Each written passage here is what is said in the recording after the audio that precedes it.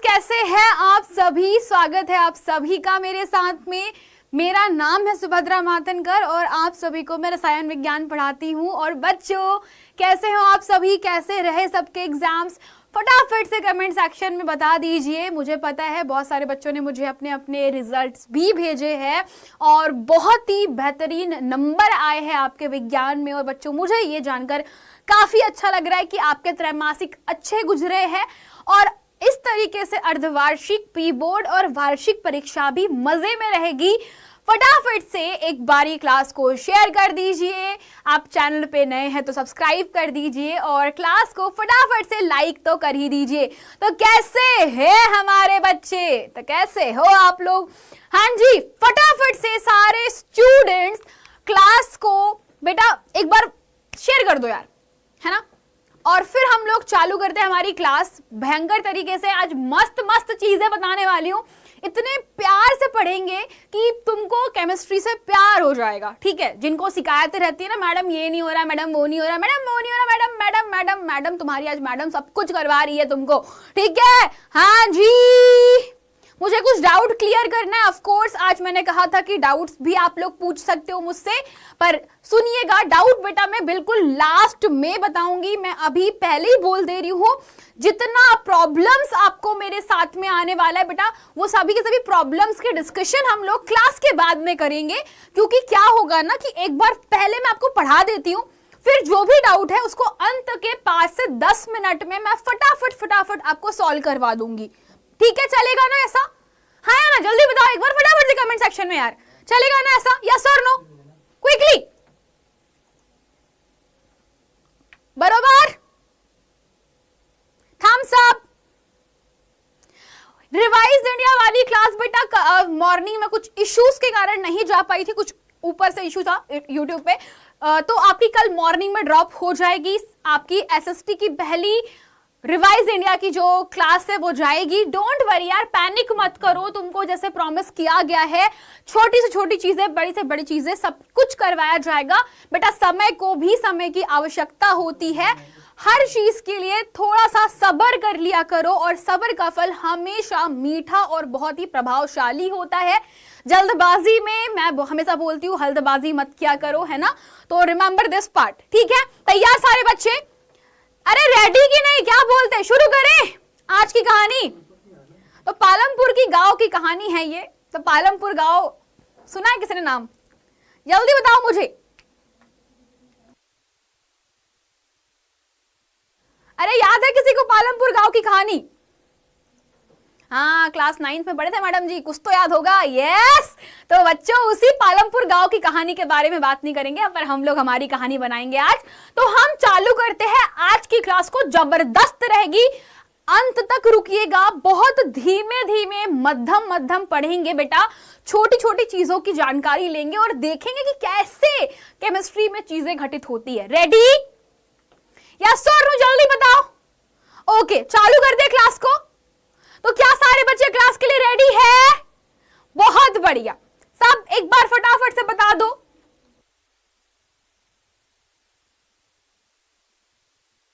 जी no, तैयार हो जाओ। तुम लोग क्या करते रहते हो क्लास के टाइम पर? एकदम पानी वानी पीते रहते हो क्या? घूमते फिरते क्लास लेते हो क्या मेरी? ऐसे मत करो यार, मजे में क्लास लेना, मजे में क्लास लीजिए, ठीक है। चलो चालू करते हैं, ठीक है। बहुत बहुत बातें कर रही हूं मैं आज। तो शुरुआत करने के पहले बेटा देखो, मैंने जैसे आपको एक्सप्लेन किया है कि आज हम लोग इस अध्याय के कुछ महत्वपूर्ण प्रश्नों के बारे में डिस्कशन करेंगे जो हर बार एग्जाम में आते हैं बेटा। चाहे तुम कहीं से भी हो, किसी भी जगह से पढ़ रहे हो, एक चीज को ध्यान रखिएगा कि पेपर बनाने का तरीका तुमको हम बता सकते हैं, क्योंकि प्रश्न पूछना और प्रश्न पूछने का तरीका दोनों में अंतर होता है। परिभाषा होना और कॉन्सेप्ट का पता होना, उसमें अंतर होता है। तो हर एक छोटी से छोटी चीज को हम लोग क्लियर करेंगे। चलो चालू करते हैं फटाफट से। तो शुरुआत करने वाले हैं बच्चा एक छोटे से टॉपिक से। टॉपिक कौन सा होगा? कोई गैस कर सकता है क्या? धातु अधातु, इस अध्याय के अंदर इतनी सारी परिभाषाएं हैं जो कि बेटा बिल्कुल बेसिक सी परिभाषाएं हैं। इस अध्याय से सबसे ज्यादा डेफिनेशन पूछी जाती है, कॉन्सेप्ट आपसे पूछा जाएगा और बच्चों मुझे उम्मीद है कि तुम इस कॉन्सेप्ट को क्लियर कर लोगे ना। तो चलो फटाफट से देख लेते हैं कि यार बेसिक कॉन्सेप्ट क्या है हमारे पास में। सबसे पहला रूल बता देती हूँ बेटा, यहाँ पर सबसे पहली जो परिभाषा आने वाली है वो है आयनिक बंध और आयनिक यौगिकों के बारे में। ये ऐसा टॉपिक है जो कि बेटा अच्छे टीचर्स पढ़ा नहीं पाते हैं और बच्चे समझ नहीं पाते हैं। तुम उठा के देख लो, तुम लिख के देख लो।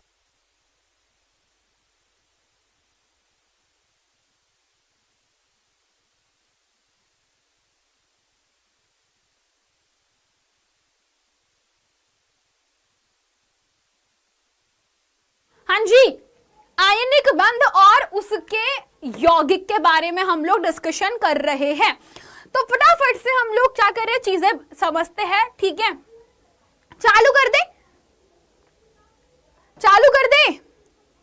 ओके, तो बेटा धातु अधातु हम लोगों ने सब कुछ पढ़ लिया था। मैंने आपको भौतिक गुणधर्म बता दिए थे। आप शुरुआत करते हैं बेटा सबसे पहली परिभाषा के साथ में, आयनिक बंध आयनिक यौगिक। पर सबसे पहले एक बेसिक परिभाषा के बारे में हम लोग क्या करने वाले हैं, डिस्कशन करने वाले हैं। ठीक है, हम लोग सबसे पहले यहाँ पर एक बेसिक परिभाषा के बारे में डिस्कशन करने वाले हैं। उसके बारे में डिस्कशन करते हैं बेटा क्या है। तो सबसे पहला प्रश्न इतना इंपॉर्टेंट है बेटा कि हर इंपॉर्टेंट क्वेश्चन में इसको 1 नंबर का एमसीक्यू क्वेश्चन मल्टीपल चॉइस में पूछा जाता है, इसको 2 नंबर के प्रश्न में पूछा जाता है और कई बार 5 नंबर वाले बहुविकल्पीय प्रश्नों के बारे में भी आपसे पूछ लिया जाता है। तो हर जगह पर ध्यान दीजिए। ठीक है, बहुविकल्पीय प्रश्नों में भी पूछ लेते, मतलब बेसिकली आपसे 5 नंबर वाले क्वेश्चन में भी पूछते हैं। तो ये अभिक्रिया क्या है, सभी बच्चे लोग थोड़ा सा सुनना, ध्यान से सुनना। बहुत मजेदार अभिक्रिया है और ये एग्जाम में दिखेगी ही दिखेगी। थर्मिट अभिक्रिया में क्या होता है समझाती हूं पहले तुमको। तो तुम्हारे पास में मान लो लोहे का एक ऑक्साइड है। क्या होता है बेटा, तुम्हारे पास में ना एक लोहे का ऑक्साइड है। सभी लोग बताइए मुझे एक लोहे के ऑक्साइड का नाम। तो लोहे के ऑक्साइड को समझते सारे बच्चे, which is basically nothing Fe2O3। ठीक है, ये होता है लोहे का ऑक्साइड। अब होगा क्या, समझना इस पार्ट को कि लोहे के ऑक्साइड के साथ में तुम करते हो एल्यूमिनियम धातु की अभिक्रिया। अब करना क्या होता है इसको मैं एक्सप्लेन करती हूं। एल्यूमिनियम धातु ना ऐसी धातु है जिसमें जैसे ही तुम रिएक्शन करवाओगे लोहे के ऑक्साइड के साथ में क्या होगा, कोई गैस कर सकता है इस अभिक्रिया को? जल्दी बताओ मुझे, क्या कोई इस अभिक्रिया को गैस कर सकता है? जल्दी बताओ क्या होने वाला है, क्या होने वाला है? तो बेटा इस ऑक्साइड में जलती हुई एल्यूमिनियम का तार डालना है तुमको। देखो कितना प्यारा चीज बता रही तुम्हें। तुम्हारे को बस एक पतीले में, पतीला मत लेना तुम, इसमें मटका लेना। मटका लोगे तो समझ नहीं पड़ेगा। तो तुम्हारे पास में एक मटका रहेगा, मटके में लोहे का ऑक्साइड भर देना, उसमें तुम क्या कर देना, एल्यूमिनियम की जलती हुई एक छोटी सी तार डाल देना और तुम घर पे एक्सपेरिमेंट कर सकते हो। लेकिन बहुत खतरनाक चीज है। क्यों खतरनाक है तुमको बताती हूँ बेटा। खतरनाक इसीलिए है क्योंकि ये एल्यूमिनियम इतना ज्यादा अभिक्रियाशील होता है। अब सुनना सारी बात ध्यान से सुनना, ये एल्यूमिनियम लोहे से अभिक्रियाशील है ज्यादा। तो लोहे को बेटा लोहे के ऑक्साइड से लोहे को विस्थापित कर देता है।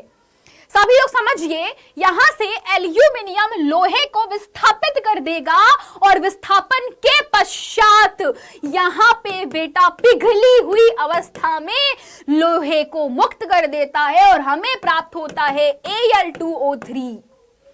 सभी बच्चे सुनना बेटा, ये इंपॉर्टेंट रिएक्शन है, बहुत प्यारी अभिक्रिया है। क्या हुआ, लोहे के ऑक्साइड पर एल्यूमिनियम की अभिक्रिया करवाई। अब लोहे का जो ऑक्साइड होता है वो कैसा होता है, ये ना बेटा थोड़ा सा समझो कि सॉलिड है, ठोस है।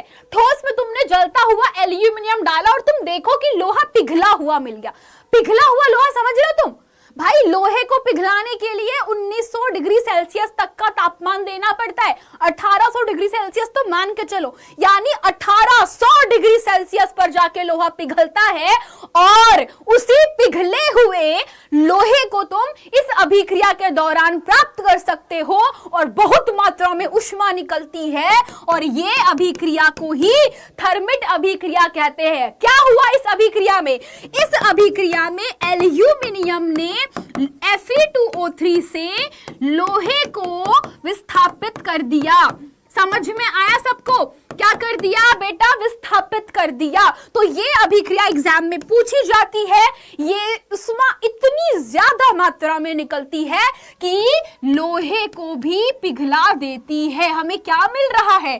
पिघला लोहा मिल रहा है। सभी लोग देखो, इसीलिए इसका उपयोग लोहे के रेलवे ट्रैक्स है ना, जो रेलवे ट्रैक्स होते हैं उसको जोड़ने के लिए इसका यूज करते हैं। तो रेलवे ट्रैक्स को जोड़ने में इसका यूज किया जाता है। ठीक है, इतना समझ में आया सबको? ये सबसे पहला बेटा डेफिनेशन था, एग्जाम में पूछते हैं। ये सबसे पहला परिभाषा था जो एग्जाम में पूछी जाती है। ठीक है, चलो अब तुमसे मैं बताती हूं, जैसे मैंने कहा था। अरे भाई बोल दो यार, कोई वेलकम कर दो। इधर तुम पहले ध्यान तो दो क्लास के अंदर, और दूसरी चीज फटाफट से एक बार लाइक कर दो। दूसरे सबसे महत्वपूर्ण परिभाषा पे बढ़ते हैं आप और हम। तैयार? बिल्कुल, रेलवे ट्रैक्स को जोड़ने में इसका यूज किया जाता है। बहुत मजेदार चीज है। अगर तुम इस अभिक्रिया को देख लोगे ना तो तुम्हारी आंखें चौंधिया जाएगी। क्यों ऐसा होता है? क्योंकि बेटा बहुत ज्यादा मात्रा में प्रकाश निकलता है ऐसे अभिक्रिया के अंदर, एकदम आग बबूला हो जाता है सबके सब। मतलब तुम सोचो कि तुम्हारे पास में से बर्तन में ना एकदम से भड़भड़ा करके आग निकल रही, इतनी खतरनाक तरीके से रिएक्शन होती है ये, है ना। चलो अब आगे बढ़ते हैं, अगले वाले पॉइंटर पे पहुंचते हैं। नेक्स्ट बेटा अभिक्रिया है आयनिक यौगिक। ये टॉपिक बच्चों को नहीं आता, टीचर्स समझा के परेशान हैं। बच्चों को सर के ऊपर से चला जाता है, एक हाथ नहीं बेटा 4 हाथ ऊपर से जाता है, छूके भी नहीं जाता। इसीलिए बोल रही हूं कि इसको बहुत अच्छे से पढ़ना। ठीक है? अरे क्या हो रहा है, जल्दी बताओ मुझे। बेटा क्लास का टाइम 7 बजे होता है और जब तक मुझे लगेगा कि मैंने मन से नहीं पढ़ा रखा है तब तक मैं बिल्कुल भी तुम्हारे को ना छोड़ने वाली नहीं हूं। ठीक है, मॉर्निंग वाला क्लास भी होगा, चिंता मत करो यार। तुम लोग क्यों इतना टेंशन लेते हो? मुझे बताओ तुम्हारा सिलेबस किसको कंप्लीट करवाना है? मुझे। मैं तुम्हारा सिलेबस टाइम के पहले खत्म कर दूंगी, तुम्हें लोड ही नहीं लेना है। ठीक है, तैयार? अगला टॉपिक इंपॉर्टेंट है बेटा, इस पे तुम बिल्कुल हल्के में मत लेना क्योंकि बहुत बहुत जरूरी है केमिस्ट्री के लिए। रेडी? हाँ बेटा, अब पढ़ रहे तुम्हारे पास में आयनिक यौगिक और आयनिक बंध। आयनिक यौगिक क्या होते हैं सबसे पहले मैं यही चीज आपको समझाती हूं। तैयार? सारे बच्चे अपनी कमर कस लिए हैं, बहुत बढ़िया। तो शुरुआत कर रहे हैं, आयनिक यौगिक किसे कहा जाता है? तो आयनिक यौगिक जनरली इलेक्ट्रॉन के स्थानांतरण से प्राप्त होते हैं। भाई ये क्या बोल दी मैडम, हमको समझ में नहीं आया। आया क्या समझ में किसी को? इलेक्ट्रॉन का स्थानांतरण क्या होता है? चलो बताओ मैडम, हमने तो कक्षा 5वीं में ट्रांसफर सर्टिफिकेट पढ़ा था। ये स्थानांतरण इलेक्ट्रॉन का क्यों करवा रहे? ये कौन सा स्कूल बदलता है? पढ़ रखा है किसी ने इलेक्ट्रॉन ट्रांसफर?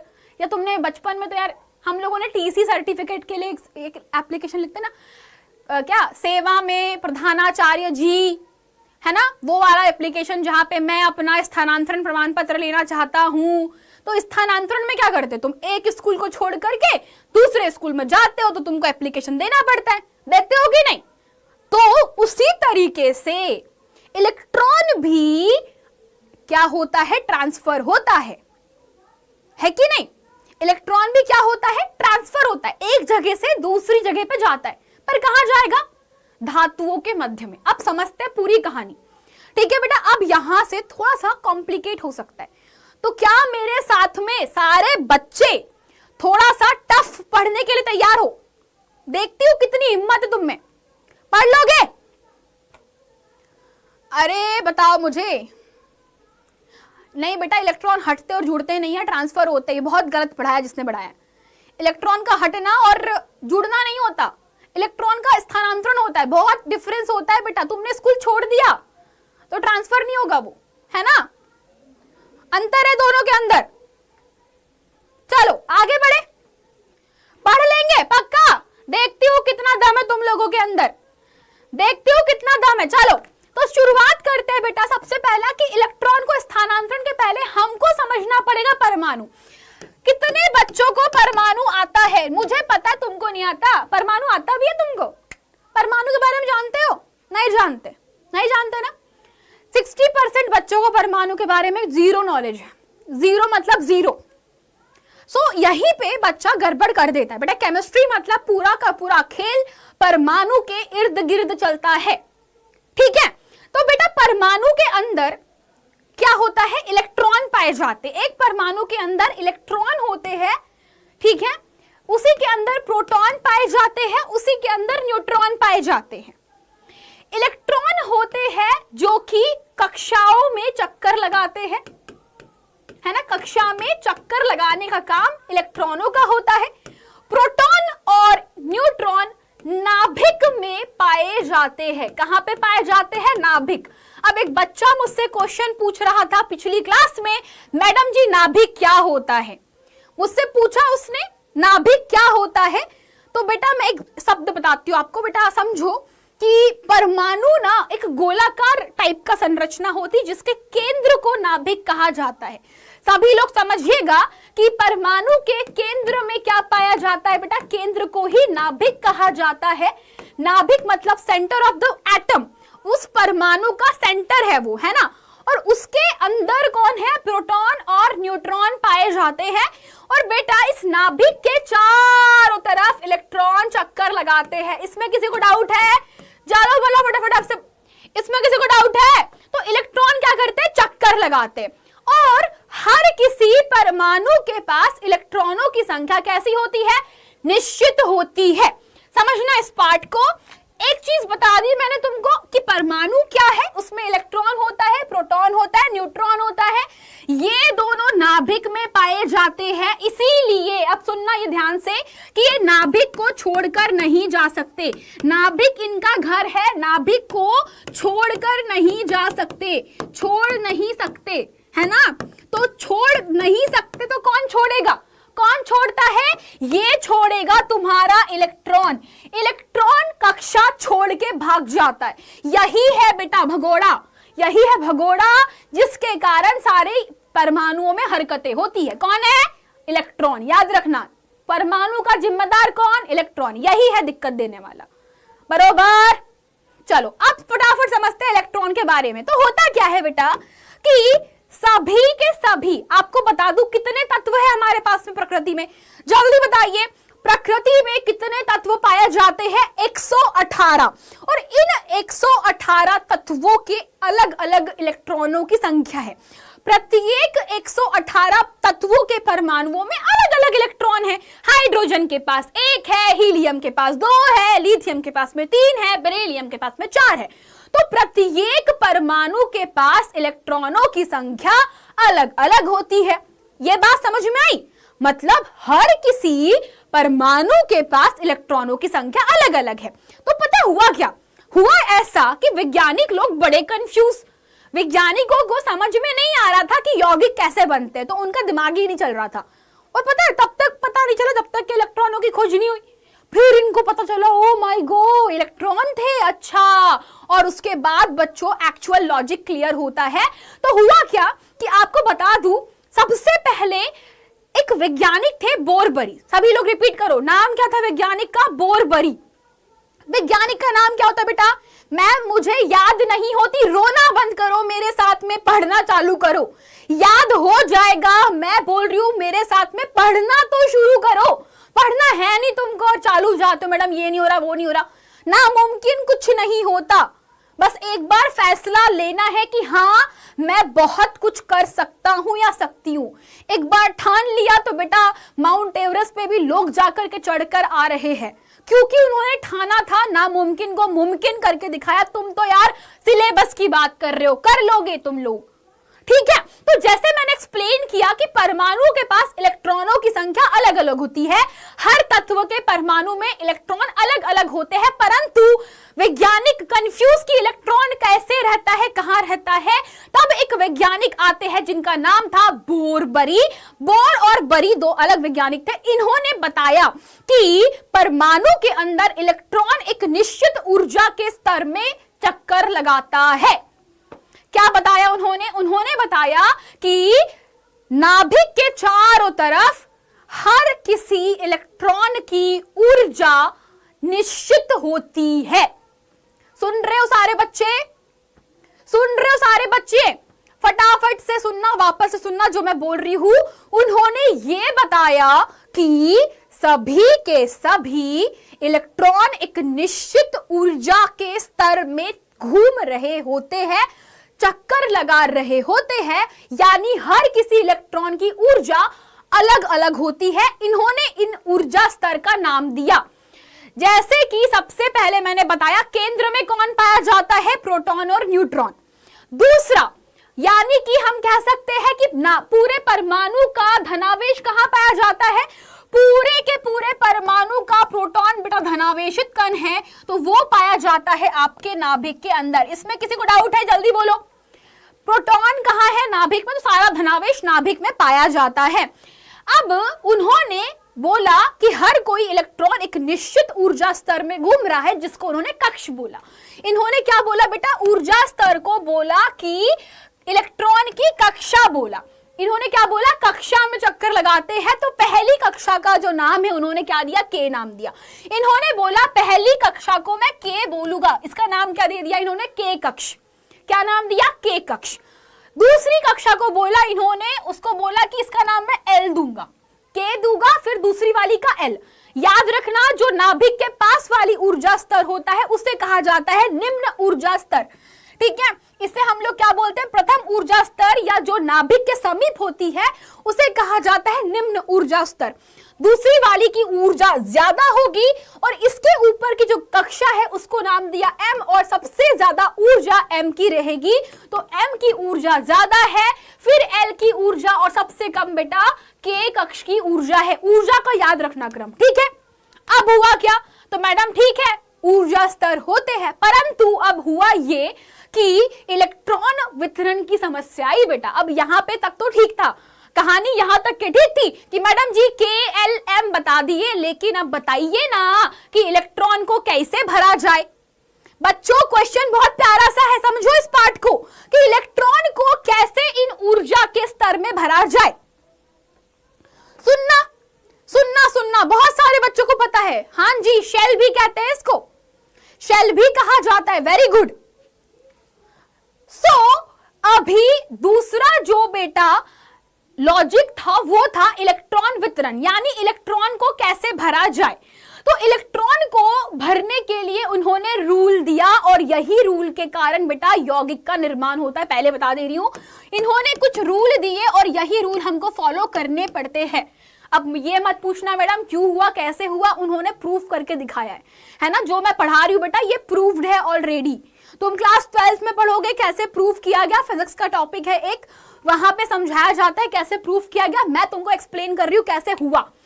तो रूल नंबर पहला कि कक्ष के अंदर है ना, कक्ष के अंदर जो इलेक्ट्रॉन की संख्या होती है बेटा, इलेक्ट्रॉन कितने रहेंगे ये निर्धारित किया गया एक सूत्र 2n² से। उन्होंने एक सूत्र दिया जहां पे उन्होंने बताया कि किसी भी कक्षा के अंदर इलेक्ट्रॉनों की संख्या 2n² से दी जाएगी। अब ये 2n² क्या होता है? तो बेटा n मतलब कि यहाँ कक्ष की संख्या है, पहली है, दूसरी, तीसरी है, तो इसको बोला गया कक्ष की संख्या। कक्ष की संख्या है ना। तो इसमें बताया गया, पूछा गया कि कक्ष की संख्या कितनी होगी, कैसी होगी। चलो समझाती हूं तुमको। तो मान लो कि पहली कक्षा है, माना कि प्रथम कक्षा की बात करी, तो प्रथम कक्ष के लिए सभी लोग सुनिएगा, प्रथम कक्ष के लिए आपके पास में n कितना होगा बेटा? 1 होगा। ये तो पता है ना, पहली कक्षा मतलब पहली कक्षा, तो कक्षा की संख्या है, तो पहली कक्षा कितनी होगी? 1 होगी। तो 1 का संख्या रखो यहाँ पर। चलो देखती हूँ किसके कितनों की गणित अच्छी है, और यहाँ पता चलेगा उसमें घूमने वाले इलेक्ट्रॉन की संख्या। उसमें पता चलेगा हमें घूमने वाले इलेक्ट्रॉन की संख्या कितनी है। तो जल्दी बताइए, 2 गुना n का स्क्वायर, ठीक है, n कितना होता है 1, तो 1 का स्क्वायर। सभी लोग बताइए कितने इलेक्ट्रॉन आएंगे, चलो बताओ कितने इलेक्ट्रॉन आएंगे, बेटा सॉल्व करो, गणित अच्छी है तुम्हारी। 2 इलेक्ट्रॉन, बहुत बढ़िया। कितने इलेक्ट्रॉन, सबका आ गया 2 इलेक्ट्रॉन आ गया, बहुत बढ़िया। यानी कि हमने क्या सीखा कि पहले कक्ष के अंदर 2 इलेक्ट्रॉन पाए जाते हैं। तो सभी लोगों को ध्यान रखना है कि आदर्श स्थिति का सिनारियो है ये ना, एक बहुत लेकिन किंतु परंतु बंधु है ना, विज्ञान है, रसायन विज्ञान है, तो किंतु तो आएगा ही यार। समझना इस पाठ को कि जब भी तुम विज्ञान पढ़ोगे, जब भी तुम्हारा रसायन विज्ञान पढ़ोगे, तो किंतु शब्द का प्रयोग कर लो कि आदर्श स्थिति में ऐसा होता है, परंतु ये सत्य नहीं है। वापस से, आदर्श स्थिति में ऐसा ही होता है परंतु यह सत्य नहीं है। तो क्या सत्य है समझाती हूँ, फटाफट से क्विकली ध्यान देना। तो बेटा जैसे मैंने बोला कि पहला वाला भाग नाभिक है, दूसरा चीज पहली कक्षा को तुम n=1 लिखोगे तो पहली कक्षा में जो इलेक्ट्रॉनों की संख्या है कितनी आएगी, तो यहां पे मैं लिख देती हूँ इलेक्ट्रॉन की संख्या। तो बेटा तुम लोग बोलोगे कि पहली कक्षा में 2 इलेक्ट्रॉन पाए जाएंगे, और तुम देख सकते हो प्रथम कक्षा में तुम्हारे पास में 2 ही इलेक्ट्रॉन है, पहला और दूसरा, ठीक है, पहला और दूसरा। दूसरी चीज तुमको एक्सप्लेन करती हूं दूसरी कक्षा के लिए। आपके पास में दूसरी कक्षा पे ध्यान दीजिए, देखो दूसरी कक्षा में भी सूत्र लगाओ फटाफट से। दूसरी कक्षा के लिए सूत्र लगाओ, कितना आ रहा है बेटा जल्दी बताओ मुझे। यहां पर आपको n की जगह पे 2 रखना है, कितना आ रहा है 2 गुना 2 का वर्ग, 2 दूना 4, 4 दूना 8। कितने इलेक्ट्रॉन, 8 इलेक्ट्रॉन आए सबके। कितने इलेक्ट्रॉन आ रहे हैं सबके, 8 इलेक्ट्रॉन आए क्या, जल्दी बताओ। तो तुम देखो यहाँ पे दूसरी कक्षा के अंदर 1 2 3 4 5 6 7 8 इलेक्ट्रॉन दिखाई दे रहे, बहुत बढ़िया। अब आपके पास में तो तीसरी कक्षा है, तीसरी कक्षा में आपको रखना है 3। तो जब आप लोगों ने रखा तो 2 गुना 3 का वर्ग, कितना आया, कितना आया बेटा गिनो यहां से, कितना आया 3 3 का 9, 9 दूनी 18 इलेक्ट्रॉन। कितना आया 18 इलेक्ट्रॉन आया। और तुम गिनो यहाँ पे कितने हैं, 1 2 3 4 5 6 7 8 और 18 हो सकते हैं। तो ये तुम लोगों ने एक चीज नोटिस करी। अब यहाँ पे आप बोलोगे मैडम आपने तो 18 इलेक्ट्रॉन लगाए हैं, मैडम आपने तो 18 इलेक्ट्रॉन लगाए हैं, लेकिन इसके तो अंतिम कक्षा में 8 ही इलेक्ट्रॉन है, ऐसा क्यों हुआ। क्वेश्चन पूछो ना, पूछो तुम लोग, मैडम इस चित्र में तो आपने 8 इलेक्ट्रॉन क्यों भरे। मैंने जानबूझ के भरे थे क्योंकि दूसरा रूल बहुत इंपॉर्टेंट है। पहला रूल कहता है कि आपके पास में KLMN के अंदर सूत्र के हिसाब से 2 8 18 32 इलेक्ट्रॉन जाएंगे, लेकिन ये तो आदर्श स्थिति थी, ये तो ऐसा सिनारियो, आदर्श स्थिति में तो इंसान तो आसमानों में उड़ रहा होगा, लेकिन ऐसा होता है क्या, नहीं होता। तो बेटा किंतु आ गया ना तुम्हारे पास में, तो किंतु ऐसा होता है कि आपके पास में जो बेटा कक्षा होती है, कब, आपकी अंत कक्षा मतलब अंतिम कक्षा के अंदर हमेशा 8 इलेक्ट्रॉन रहेंगे। देखो क्या लिखा है यहां पर, सब कुछ वैलिड है, बिल्कुल सही बात है, 2 8 18 32 सही बात है, परंतु आपके पास एक इंपॉर्टेंट पॉइंट है जो कि ध्यान रखना है। ये इंपॉर्टेंट पॉइंट है कि आपके पास बाहरी कोश में इलेक्ट्रॉनों की मैक्सिमम संख्या 8 हो सकती है, इसे अष्टक कहा जाता है। अंतिम कक्ष को बेटा क्या कहा जाता है, अंतिम कक्ष को एक शब्द प्रयोग करूंगी मैं, बार बार अष्टक, ध्यान रखना, एक शब्द का प्रयोग करूंगी मैं अष्टक, और इसी शब्द का हम लोग को यूज करना है। हम क्या बोलेंगे, अष्टक। तो अष्टक शब्द अगर मैं यूज करती हूं समझ जाइएगा कि अष्टक क्या होता है। तो हम अष्टक कहेंगे अंतिम कक्ष को। तो बेटा कोई भी परमाणु, सुनना मेरी बात, कोई भी परमाणु के पास क्या, क्वेश्चन पूछ रही हूं मैं क्वेश्चन पूछ रही हूं आप लोगों से कि क्या 8 इलेक्ट्रॉन होना जरूरी है, बिल्कुल। क्यों जरूरी है, अगर अष्टक कंप्लीट नहीं होता तो वो बेटा, अगर अष्टक है तो हम बोलेंगे स्थायी परमाणु, नहीं तो वह अगर अपूर्ण अष्टक रहा, अपूर्ण अष्टक को तुम लोग क्या कहोगे कि अस्थाई तुम्हारे पास में हो जाएगा तुम्हारा परमाणु, परमाणु अस्थाई होगा। और यही बेटा सुनना मेरी बात, यही अपूर्ण अष्टक, यही अपूर्ण अष्टक अभिक्रिया करता है। समझ में आया सबको? यही तो अभिक्रिया करेगा और इसीलिए अभिक्रिया होती है ताकि स्थायी चीजें बन सके। समझ में आई तुमको क्या हुआ? तुमको समझ में आ रहा क्या हुआ कि अगर स्थायी रहा तो अभिक्रिया क्यों करेगा? तुम्हारे पास पैसा बहुत है, सुनना, तुम्हारे पास में बहुत पैसा है तो तुम काम क्यों करोगे? नहीं करना पड़ेगा। लेकिन तुम्हारे पास पैसा नहीं है, जेबें खाली है, बिल्कुल एकदम फटीचर हो चुके हो, तो तुम्हें क्या करना पड़ेगा? काम करना पड़ेगा, मेहनत करनी पड़ेगी।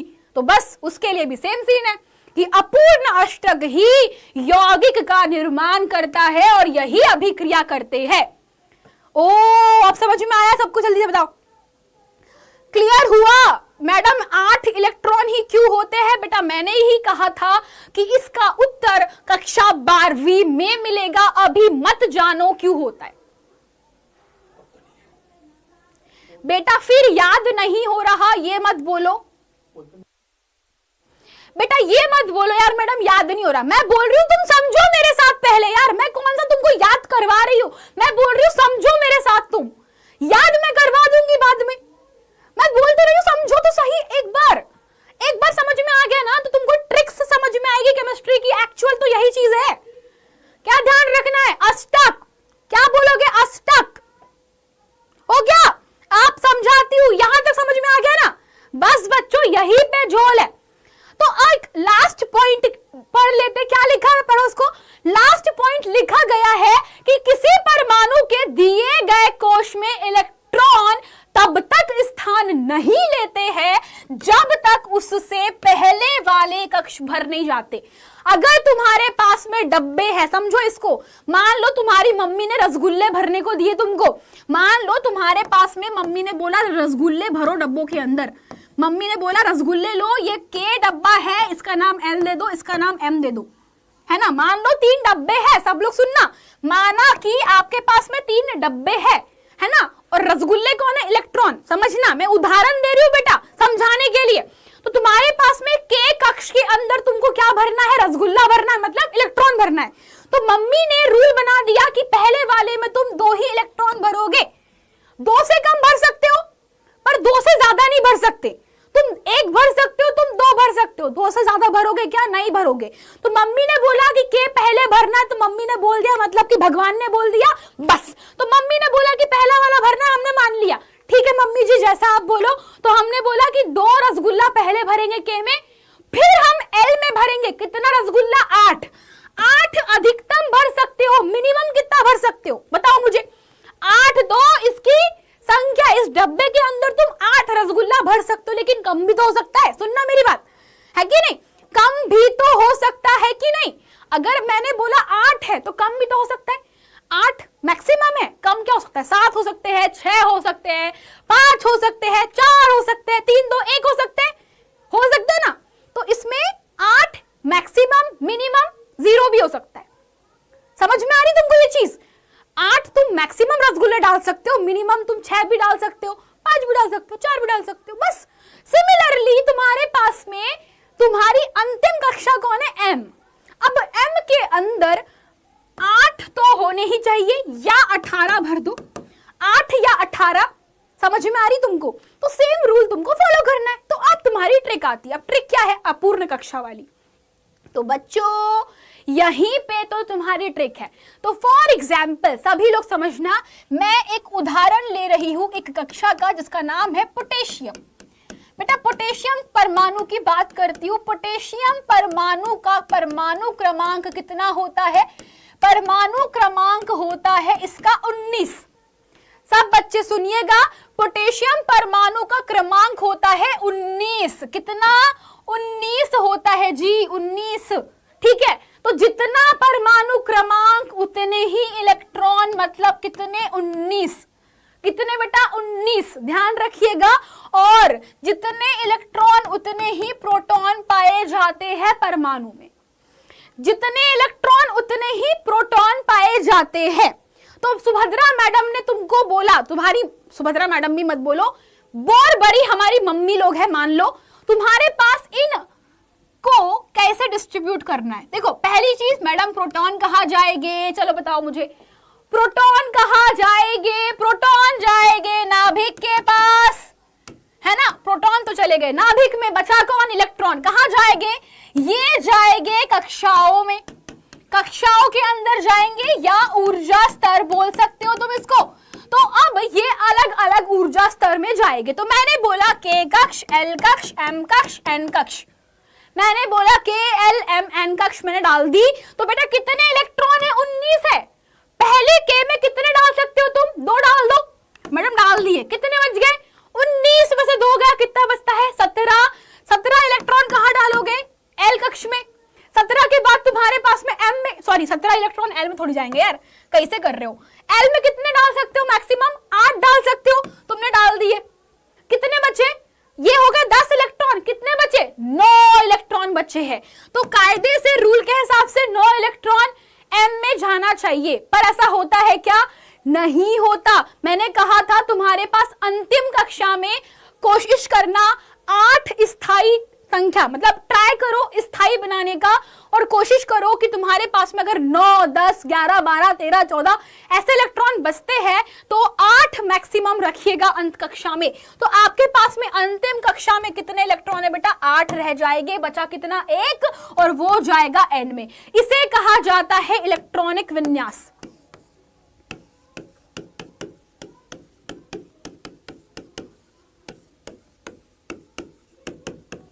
इसे क्या कहा जाता है? इलेक्ट्रॉनिक विन्यास। चित्र बना के बताऊं तो बेटा चित्र में तुम्हारे पास ये नाभिक है, नाभिक के पास 2 इस तरीके से इलेक्ट्रॉन, दूसरी कक्षा में 1, 2, 3, 4, 5, 6, 7, 8, ठीक है। तीसरी कक्षा में 1, 2, 3, 4, 5, 6, 7, 8, और लास्ट कक्षा में 1 इलेक्ट्रॉन जाएगा। अंतिम कक्षा में 1 इलेक्ट्रॉन जाएगा, ठीक है। चलो, तो ये थी लॉजिक छोटी सी। अब मैडम जी चलो बताओ, अब सुनना, अब सारे बच्चे मेरी बात सुनना, वापस से कान खोल के प्यार से, यहीं पे तो मेन ट्रिक है। मैंने क्या कहा था? अंतिम कक्षा में 8 इलेक्ट्रॉन चाहिए। चलो अब यहाँ पे मेन लॉजिक शुरू होता है। मेन लॉजिक क्या शुरू होता है समझाती हूँ, और वो है बेटा अंतिम कक्षा का इलेक्ट्रॉन। तो जल्दी बताइए, पोटेशियम के लिए, पोटेशियम आपके पास में, पोटेशियम की बात कर रही हूं मैं। पोटेशियम परमाणु की जो इलेक्ट्रॉनिक विन्यास था KLMN का 2,8,8,1 टोटल इलेक्ट्रॉन 19 है आपके पास। देख लो, तुम गिन लो, 8 दूनी 16, 16 17 18 19 इलेक्ट्रॉन है।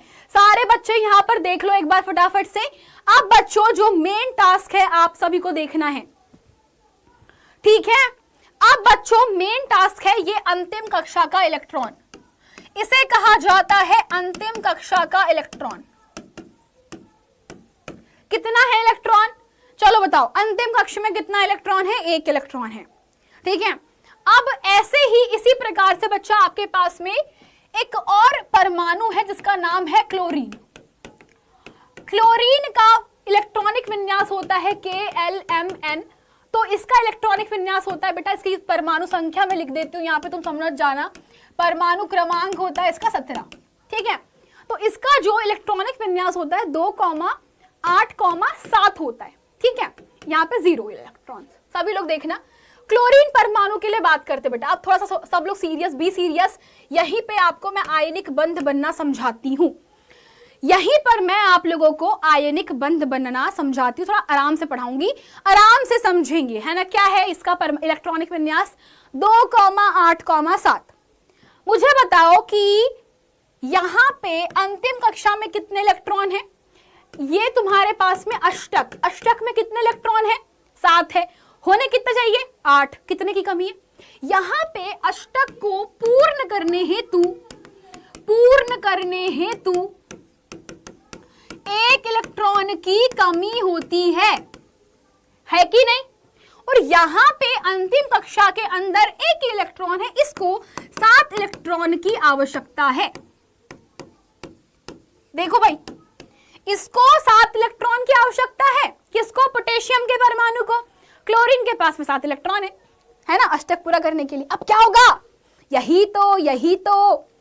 यही तो मेन झोल है इस क्लास के अंदर बेटा, कि अब ये 7 इलेक्ट्रॉन को ग्रहण करेगा। अगर तुम देखो तो पोटेशियम का परमाणु क्लोरीन से 7 इलेक्ट्रॉन ले सकता है। सुनना, अरे भाई अड़ोसी पड़ोसी है ना, मेरे घर पे चीनी खत्म हो गई है भाई, तुम थोड़ी सी चीनी दे दोगे क्या चाय बनाने के लिए? तो ऐसे जैसे कि तुम्हारे घर पे चीनी एक्सचेंज होती है, वैसे ही तुम लोग इलेक्ट्रॉन को एक्सचेंज कर लो।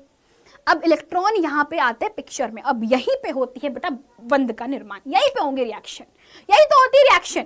तो रिएक्शन कैसी होगी? अब रिएक्शन होती है अष्टक पूरा करने के लिए।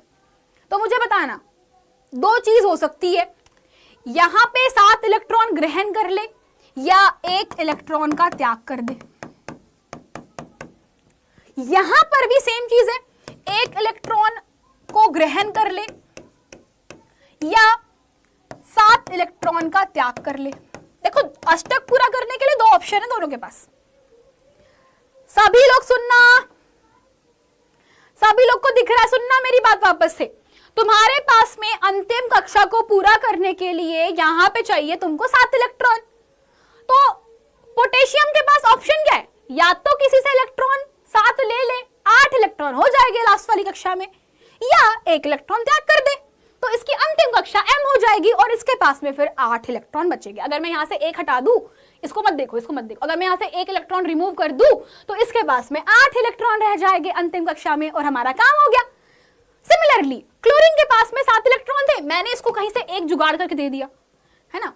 परंतु दिक्कत क्या है यहाँ पे? दिक्कत है कि यार मैडम जी आप बोल तो रहे हो कि ये इलेक्ट्रॉन दान कर देगा, ये ग्रहण कर लेगा, लेकिन क्यों? ये 7 इलेक्ट्रॉन भी तो ले सकता है। तुम्हारे पास में 7 इलेक्ट्रॉन ये ले क्यों नहीं पा रहा है, और ये मैडम जी 7 इलेक्ट्रॉन त्याग क्यों नहीं पा रहा है? ये क्या रीजन है इसका? यही पे मेन बेटा बच्चे कंफ्यूज होते हैं, और लिटरली बता रही हूं इसीलिए गड़बड़े होती है। तो बेटा अगर तुम थोड़ा नोटिस करो, क्लोरीन एक अधातु है और ये एक धातु है।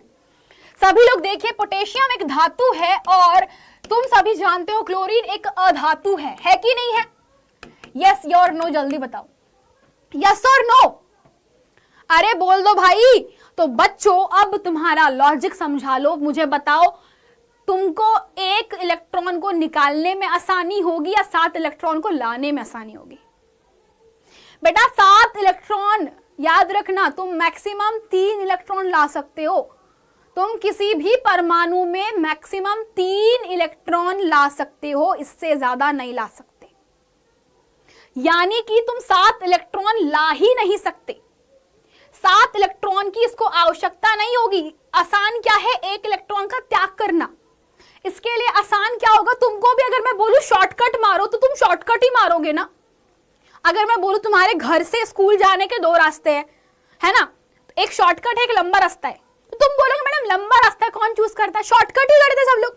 तो भाई परमाणु भी तो शॉर्टकट ही मारेगा, परमाणु भी रियल लाइफ में क्या मारेगा? शॉर्टकट मारेगा। तो ये 1 इलेक्ट्रॉन का त्याग करके धनावेशित हो जाएगा और वो बेटा क्या करेगा? वो भी शॉर्टकट ही अपनाएगा। उसके लिए 1 इलेक्ट्रॉन ग्रहण करना आसान है, तो वो 1 इलेक्ट्रॉन ग्रहण करके अपनी अंतिम कक्षा में 7 से 8 इलेक्ट्रॉन ला लेता है। इसलिए इसके पास में 1 इलेक्ट्रॉन की अधिकता हो जाती है और इसके पास में 1 इलेक्ट्रॉन की कमी हो जाती है, जिसके कारण पोटेशियम एक सिंगल धनायन बनाता है और जबकि क्लोरीन बेटा एक सिंगल ऋणायन बनाता है। समझ में आया सबको?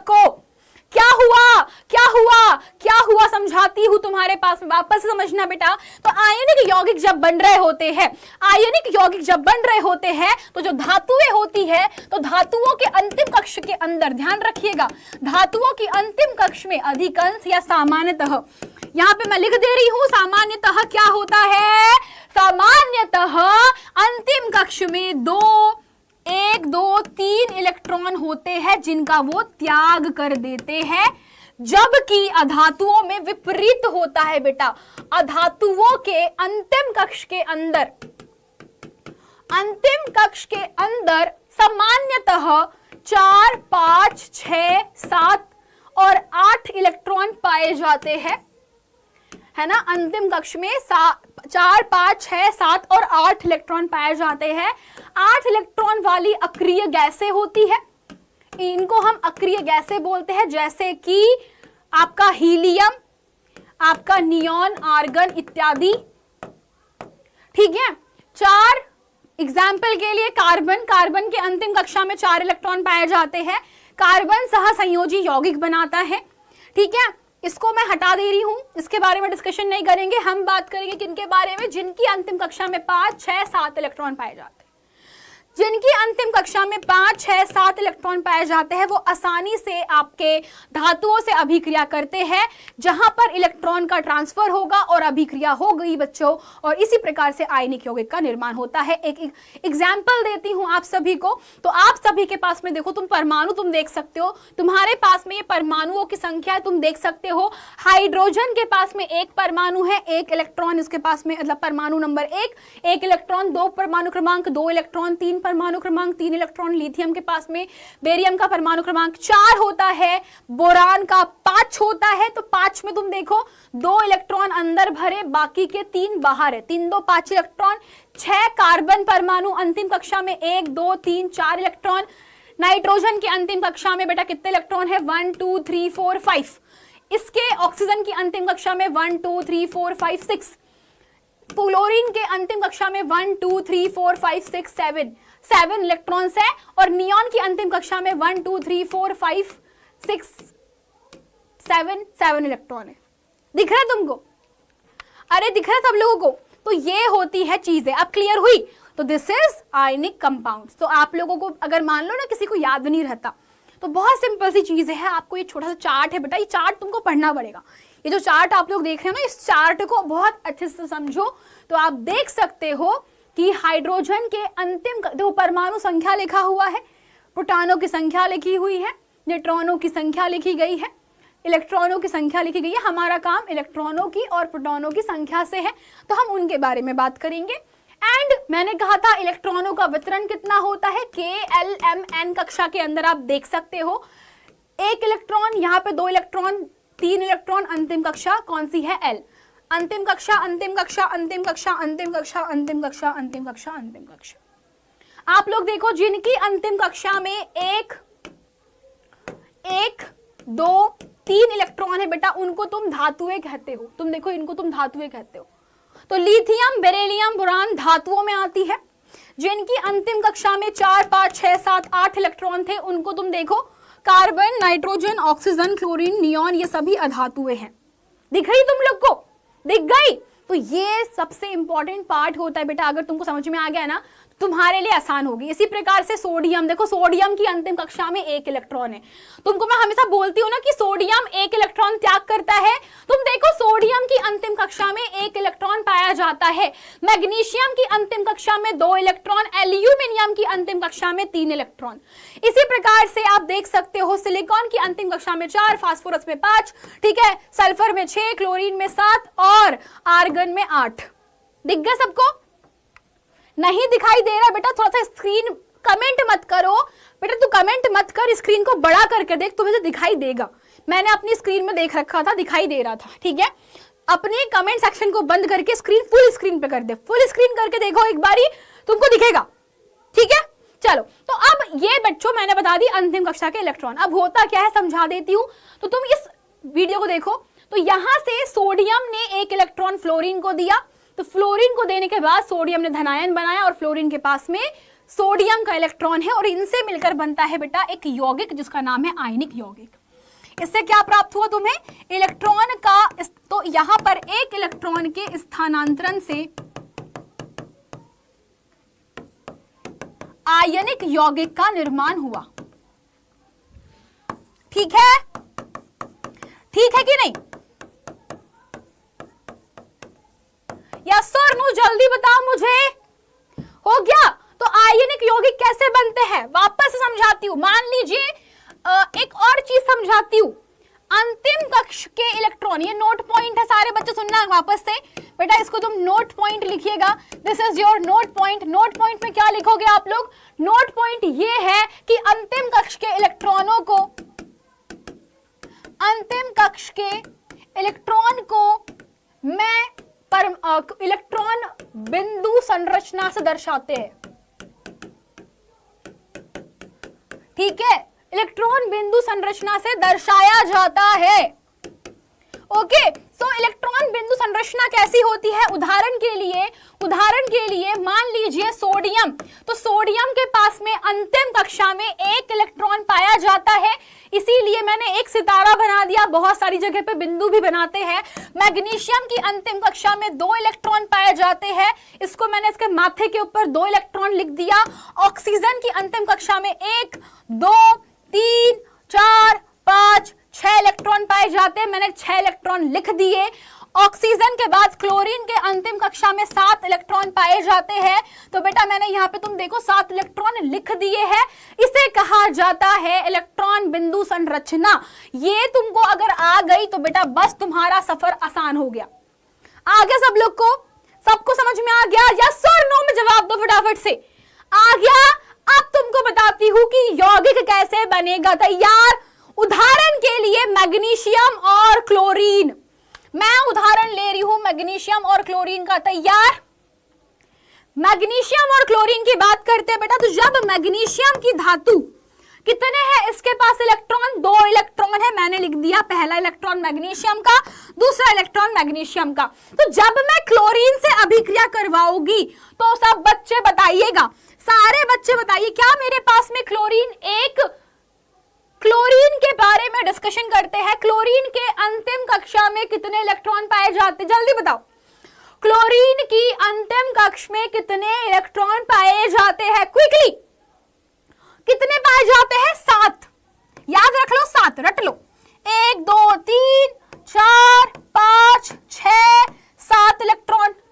क्लोरीन की अंतिम कक्षा में 7 इलेक्ट्रॉन पाए जाते हैं। बहुत बढ़िया। तो आपसे एक प्रश्न पूछूंगी, एक मैग्नीशियम की अंतिम कक्षा में उसको 2 इलेक्ट्रॉन त्याग करने हैं, लेकिन एक टाइम पर एक ही क्लोरीन इलेक्ट्रॉन, भाई एक टाइम पर तो एक ही क्लोरीन 1 इलेक्ट्रॉन ले सकता है। बेटा क्या हो रहा है? एक टाइम पर तो एक ही इलेक्ट्रॉन आएगा ना जी। अरे सुन रहे हो तुम लोग? क्या हो रहा है? क्लोरीन बोला कि भाई मेरे पास तो एक की जगह मैं एक से ज्यादा तो नहीं रख सकता। अब क्या होगा? अब क्या करोगे तुम लोग? एक क्लोरीन तो एक ही इलेक्ट्रॉन ले रहा है मैग्नीशियम का, क्या करोगे? अब बताओ मुझे फटाफट से। यही तो फंसते हैं बच्चे। तो बच्चों एक इलेक्ट्रॉन अगर एक क्लोरीन ले रहा है तो दूसरे इलेक्ट्रॉन के लिए दूसरा लगा दो ना जी। अरे भाई तुम एक मैग्नीशियम से एक इलेक्ट्रॉन एक क्लोरीन को दे रहे हो और मैं बोल रही हूं अंतिम कक्षा के दोनों इलेक्ट्रॉनों को निपटाना है। अपन को क्या करना है? अपन को दोनों इलेक्ट्रॉन निपटाने के, तो अपन दोनों इलेक्ट्रॉन कहीं से निपटाएंगे? दूसरे क्लोरीन को देके। क्लोरीन को दे दिया अपन ने, एक और क्लोरीन ले लिया। अपन ने क्या किया? अपन ने एक और क्लोरीन को बोला भाई तू भी ले ले, भाई तू भी ले ले मेरा इलेक्ट्रॉन। तो वही दूसरा क्लोरीन आया रेस्क्यू करने के लिए और दूसरा क्लोरीन बोला भाई तेरे दुख तकलीफ मैं दूर करूंगा, तू मेरे को दे दे। क्या बोला वो? कि भाई तेरे इलेक्ट्रॉन तू मेरे को दे दे। तो तुम एक मैग्नीशियम 2 क्लोरीन परमाणुओं के साथ जुड़ रहा है, अतः इनसे मिलकर बना यौगिक। क्या लिखते हो तुम? MgCl2। कैसे लिखा? Mg। अब इसके पास में 2 इलेक्ट्रॉन त्याग दिए इसने, ये बन गया सन्यासी। बोलता है अब मैं तो स्थायी हो गया। तो ये बोलेगा भाई कि मेरे पास में अभी 2 धनावेश है। क्या है बेटा? मेरे पास में कितना धनावेश?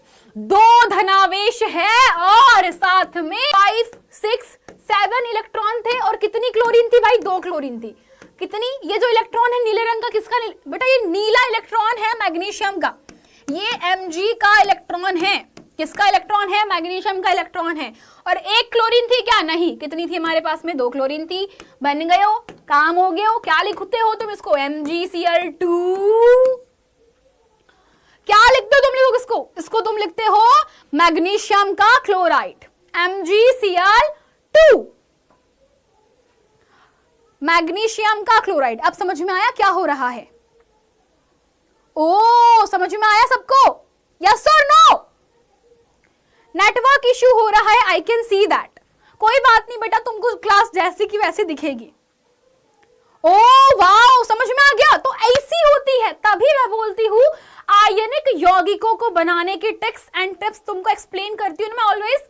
तो this is the main important part है ना। देखो जहां पे मैंने एक्सप्लेन किया कैसे मैग्नीशियम क्लोराइड बना, ठीक है। एक चीज मैं एक और स्लाइड बना, यहाँ पर मैं ऐड अप कर देती हूँ। Wait a minute, let me add some slide here, क्योंकि मुझे एक चीज और बतानी है, ठीक है। और इसी प्रकार से बेटा यौगिकों के जो रासायनिक सूत्र होते हैं ना, तो यौगिक के रासायनिक सूत्रों की ट्रिक समझाती हूँ तुमको, सूत्रों की ट्रिक बताती हूँ, स्पेशल ट्रिक याद रखोगे। ट्रिक तुम्हारे लिए मैडम, कैसे याद रख के, याद नहीं होता। अब रोना मत मेरे पास में, है ना। तुमको बस याद रखना है किसके अंतिम कक्षा में कितने इलेक्ट्रॉन पाए जाते हैं।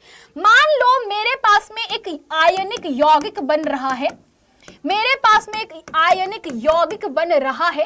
इस आयनिक यौगिक में बेटा X धातु होती है और Y एक अधातु है। सभी लोग सुनिएगा, इलेक्ट्रॉनों का स्थानांतरण धातु अधातु के मध्य में होता है। तो मैंने कहा X धातु है, Y अधातु है। मैंने बोला X, माना कि तुम पूछना मत क्वेश्चन मैडम X क्या है और Y क्या है। अरे मान लो ना, तुम लोग मैथमेटिक्स में मानते हो कि नहीं, माना कि मैडम X था, माना कि शिवाजी का पिता, मतलब शिवाजी नहीं बोल रही मैं, कुछ और नाम ले लेती हूँ वरना तुम लोग ऑफेंड हो जाओगे। तो माना कि रोहन के पिताजी का उम्र X था, तो हमने वैसे ही माना धातु का X है। ये मैंने बोला धातु X है और अधातु Y है।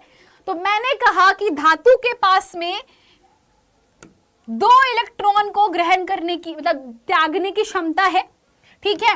और इस अधातु के पास में 3 इलेक्ट्रॉन ग्रहण करने की क्षमता है, ठीक है। तो बेटा आपको क्या करना है, बस कुछ नहीं करना है, इसको डालो इसके पैर के नीचे, इसको डालो इसके पैर के नीचे, और आपको मिल जाएगा एक यौगिक। और यहां से बेटा बनने वाला जो आयनिक यौगिक होगा, और वो आयनिक यौगिक को आप लोग इस तरीके से लिखोगे, और वो रहेगा X के पैर के नीचे आएगा 3, Y के पैर के नीचे आएगा 2, दैट्स इट, X3Y2। उदाहरण समझाती हूं। उदाहरण के लिए मैग्नीशियम के माथे पे कितना पाया जाता है, 2 धनावेश। ऑक्सीजन 2 इलेक्ट्रॉन ग्रहण कर सकती है, इसीलिए 2-। ये देखो यहाँ पे मैंने अंतिम कक्षा के इलेक्ट्रॉन नहीं लिखे, यहाँ पे जितने ग्रहण कर सकते हैं, जितने त्याग कर सकते हैं इलेक्ट्रॉन वो लिखे। तो बेटा यहाँ से मैग्नीशियम के जो सिर के ऊपर का था नंबर, वो जाएगा ऑक्सीजन के पैर के नीचे, और ये जाएगा मैग्नीशियम के पैर के नीचे। दोनों मिल गए, क्या बन गया, मैग्नीशियम 2O2। सरल करके लिख दीजिए, क्या बन गया, MgO, मैग्नीशियम का ऑक्साइड। और सिमिलरली तुम सोडियम के लिए सॉल्व करो, तुमको मिलता है Na2O। अब समझ में आया क्यों हो रहा है ऐसा, क्योंकि इलेक्ट्रॉनों का स्थानांतरण ऑब्वियस सी बात है, जितने इलेक्ट्रॉन रहेंगे उतना ही तो तुम त्याग करोगे, जितना इलेक्ट्रॉन ग्रहण कर सकता है उतना ही ग्रहण करेगा। इसीलिए बेटा आपके पास में रासायनिक सूत्र अलग अलग होते हैं ना, तुम MgO Na2O लिख देते हो, ऐसा नहीं लिखा जाता, ठीक है। तो ये चीज क्लियर हुई सबको। चलो अब बात करते हैं आयनिक यौगिकों के बारे में। तो आयनिक यौगिक कैसे बनते हैं, क्या सिनारियो होता है। तो बेटा आयनिक यौगिकों को परिभाषित कीजिए, प्रश्न बनता है आपके पास में, और इनके 4 गुणधर्म लिखिए। इंपॉर्टेंट है, एग्जाम में क्वेश्चन फंसता है, इंपॉर्टेंट है, और आपके पास में ये क्वेश्चन आता ही है। जिसको वापस से पढ़ना है बेटा, क्लास मेरी 20 मिनट पीछे करके पढ़ लेना। जिसको वापस से समझना है वो मेरी क्लास को 20 मिनट पीछे करके पढ़ लेना। समझ में आया तुम लोग को। तो चलो समझा रही थी मैं कि आयनिक यौगिक क्या होते हैं। तो ये वे यौगिक होते हैं जो इलेक्ट्रॉन के स्थानांतरण से बनते हैं। परिभाषा इस तरीके से लिखनी है आप लोगों को, ये वे यौगिक होते हैं जो इलेक्ट्रॉन के स्थानांतरण से बनते हैं। यानी कि आयनिक यौगिक धनावेश यानी विपरीत प्रकार के आवेशों जो भी आयन होते हैं उनसे मिलकर के बनते हैं। इस प्रकार के बने यौगिकों के मध्य जो बंध बनता है, जो रिश्ता होता है, इनका इलेक्ट्रॉनों के स्थानांतरण से जो संबंध होता है, जो रिश्ता होता है, उसे हम लोग क्या बोलते हैं, आयनिक बंध कहते हैं। समझ में आया सबको? क्लियर? यस और नो अगेन? गुड, बहुत बढ़िया। अगला, सामान्यतः धातु और अधातु के संयोजन से बने यौगिक आयनिक यौगिक कहलाते हैं। ठीक है, अगला जो मेन पॉइंट है ध्यान रखना वो ये है कि धातुएं इलेक्ट्रॉन का त्याग करके अधातुओं को इलेक्ट्रॉन देती है, जिसमें धातुओं के धनावेश होते हैं और अधातुओं के ऋणावेश होता है। ठीक है, बहुत बढ़िया बहुत बढ़िया। तो बेटा ये थे आयनिक यौगिक। तो याद रखिएगा एक पॉइंट जो कि नोट पॉइंट है, आयनिक यौगिकों में आवेशों का संतुलन होता है, यानी धातु इलेक्ट्रॉन जो खोती है उनकी कुल संख्या अधातु द्वारा प्राप्त इलेक्ट्रॉनों की कुल संख्या के बराबर होता है। जैसे मैंने समझाया था, मैग्नीशियम ने क्या किया था, 2 इलेक्ट्रॉन खोए थे, तो क्या किया था, 2 क्लोरीन के परमाणु ने ग्रहण किए, 2 परमाणु ने मिलकर क्या किया था, 2 क्लोरीन के परमाणु ने मिलकर 2 इलेक्ट्रॉन ग्रहण किए थे। समझ में आया तुमको? समझ में आया तुमको? तो ये मेन लॉजिक था कि मैग्नीशियम ने 2 इलेक्ट्रॉन खो दिए, लेकिन 2 क्लोरीन परमाणु ने फिर ग्रहण किए। समझ में आया? तो ये लॉजिक को आपको यूज करना है। तो इसे हम लोग आयनिक यौगिक कहते हैं। इनकी प्रॉपर्टी क्या होती है, गुणधर्म होते हैं कि ये ठोस, कठोर और भंगुर होते हैं। इनके क्वथनांक और गलनांक उच्च होते हैं। ये सामान्यतः कैसे होते हैं, पानी में घुल जाते हैं। सभी लोग सुनिएगा बेटा इस पार्ट को कि तुम लोग जैसे नमक, एग्जाम्पल देती हूं, उदाहरण के लिए नमक, घर का नमक, साधारण नमक, टाटा नमक, NaCl। NaCl एक आयनिक यौगिक है। लिथियम क्लोराइड आयनिक यौगिक है। पोटेशियम क्लोराइड आयनिक यौगिक है। ठीक है, ये सारे क्या है, आयनिक यौगिक है। ठीक है, BaSO4 पर ये जल में घुलनशील नहीं होते, BaSO4 छोड़ो इसको।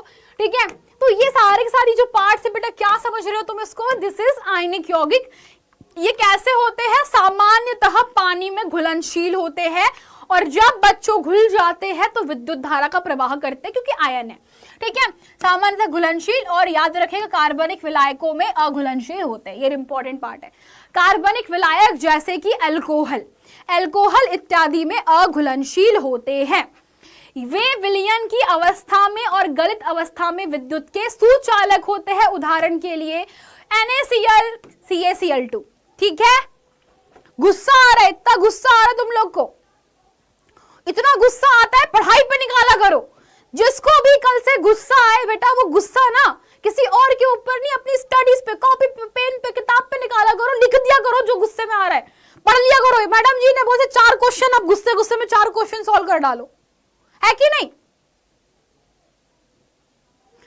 H2O में बच्चों हाइड्रोजन जो है पॉजिटिव पे होता है, ऑक्सीजन नेगेटिव पे होता है। बट मेन पता है कॉन्सेप्ट क्या होता है H2O का। H2O के अंदर सिनारियो ऐसा रहता है कि एक हाइड्रोजन अपने ही हाइड्रोजन के परमाणु को धोखा दे करके वो ऑक्सीजन से जुड़ करके एक ऋणावेश दे देता है। अब तुम देखो, एक ऑक्सीजन के पास में 2 ऋणावेश होते हैं, परंतु यहाँ पर एक हाइड्रोजन से जुड़ करके ये माइनस चार्ज ले लेता है। दैट्स वाई आप लोग बोल सकते हो हाइड्रोजन के ऊपर इस प्रकार से 2 आवेश बन जाते हैं वाटर में, एक H positive and hydroxy negative. Clear? मुझे भी अभी गुस्सा आ रही है, बस पढ़ाई में गुस्सा करो ऐसे। हैप्पी बर्थडे बेटा, happy happy happy birthday. Clear?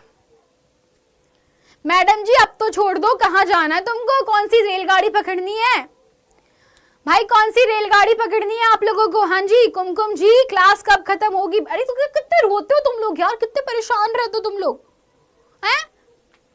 Madam बता दो, अब बता दो, क्या बता दो, बताओ। आज सुबह बेटा, सुबह की जो क्लास है वो कल से होगी। क्या क्या लिख रहे हो मैडम जी। पीडीएफ मिलेगा, बिल्कुल पीडीएफ मिलेगा बेटा, पीडीएफ बिल्कुल मिलेगा। प्रेम कुमार जी, पीडीएफ टेलीग्राम पे मिल जाएगा। और क्या चाहिए तुमको, बस।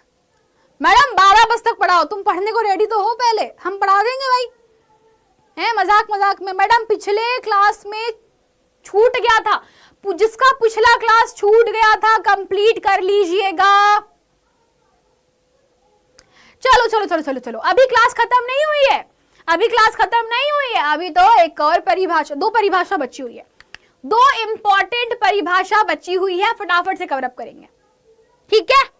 चलो, दो परिभाषा बहुत जरूरी है और ये भी परीक्षा में आती है। ओके चलो, और वो परिभाषा है कि अयस्क, खनिज और गैंग को परिभाषित कीजिए। ये तो बेटा तुम लिख के ले लो, तुम्हारे साथ में एग्जाम में तुमको दिख ही जाएगी।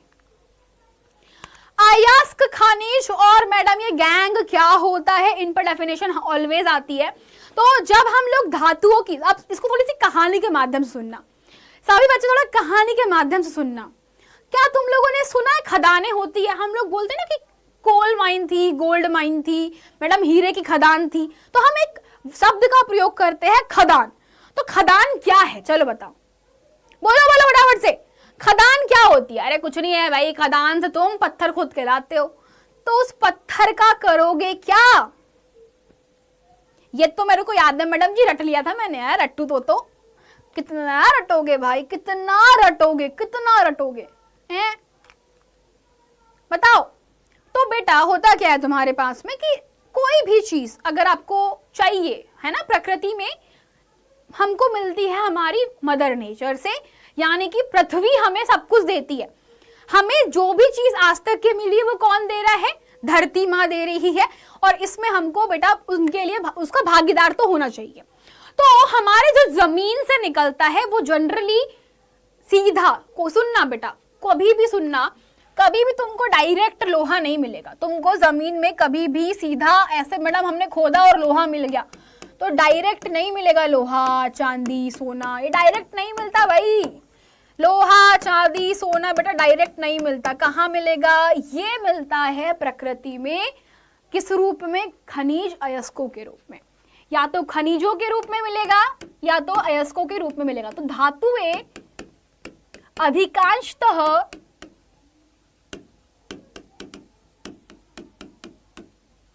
खनिजों या अयस्कों के रूप में प्राप्त होती है ना।